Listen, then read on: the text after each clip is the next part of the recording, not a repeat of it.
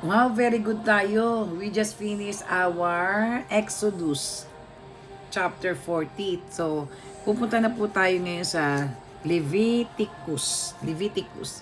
Ano po ba ang Leviticus 1? Ano po ba nilalaman ito? At ano po ang mensahe nito sa buhay natin? The Leviticus 1 introduces the burnt offering, the first of the sacrifices God commanded the Israelites to bring. The burnt offering was a voluntary act of worship that symbolized complete surrender, devotion, and atonement for sin. The entire offering was burned on the altar as pleasing aroma to the Lord. Yun po ang nilalaman ng Leviticus 1. Simple lang po yun. God desires wholehearted worship. Yung ating pagpupuri ay tagos at bukal sa ating puso. Yun po ang gusto ng ating Diyos. Sincere repentance, buong pusong pagsisisi sa ating mga nagawang pagkakasala noon, nakaraan, ngayon, at magpakailanman.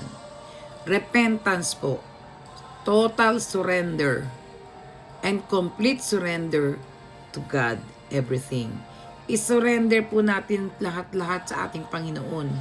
Yan po ang nilalaman ng Leviticus 1. Simple lang po, once you worship God, it should be coming from your heart. It means that total surrender. Lahat po ay itataas natin sa Panginoon. Lahat ay bibigay natin sa Panginoon ng ating puso. I-open natin sa Panginoon. Our decisions and our plans should be totally surrendered to God. Yan po ang meaning o nilalaman ng Leviticus 1. God desires complete surrender na po tayo. Tayo'y nasa hindi magandang panahon sa ngayon. Ang ating gobyerno ay nakita nyo masyadong magulo. So we should surrender everything to God. All our plans, all our decisions, and all we want to have and to happen in our life. Worship requires a willing heart. Kailangan po na pag nagpupuri tayo sa ating Panginoon, kailangan magpuri po tayo sa Panginoon buong puso, buong isip, buong kaluluwa. Sin separates us from God. Paulit-ulit ko po yan sinasabi sa inyo. Ang kasalanan ang siya naglalahiwalay sa atin, sa ating Panginoon. But He provides a way back. So, kinakailangan po natin talaga full, total surrender. Give God your best. Kapag tayo po may ginawa, nag-worship tayo, naglingkod tayo sa Panginoon, give the best for our God. Yan po ang ating Leviticus. That are the lessons. Those are the lessons we learn from Leviticus 1. Obedience honors God. Mga kapatid ko, napakasimple lang na hinihiling sa atin ng ating Panginoong Diyos na dapat nating ipagkaloob. Dahil ang ating Diyos, sa Kanya nanggagaling ang lahat-lahat na meron tayo. Why we cannot surrender? Why we cannot worship? Why we cannot trust? Siya naman po lahat na may gawa ng langit at lupa.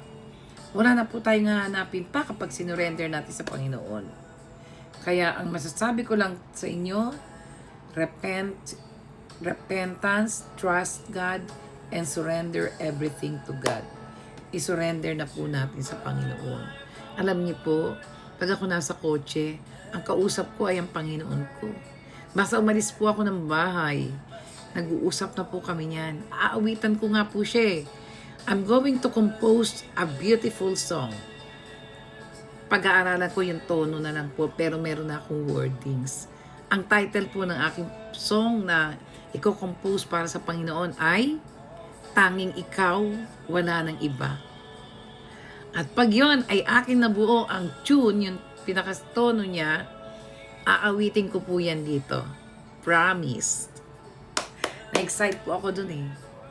Okay, maraming salamat po. To God be the glory, Panginoon. Maraming salamat po again sa panibagong araw, oras na binigay mo sa amin upang makapag-share ako ng banal na salita. Nawa o Diyos, ipuin niyo po ang lahat ng nakikinig na to sapagkat tanging kayo lamang ang makapagpapabago ng kanilang puso, ng kanilang isip.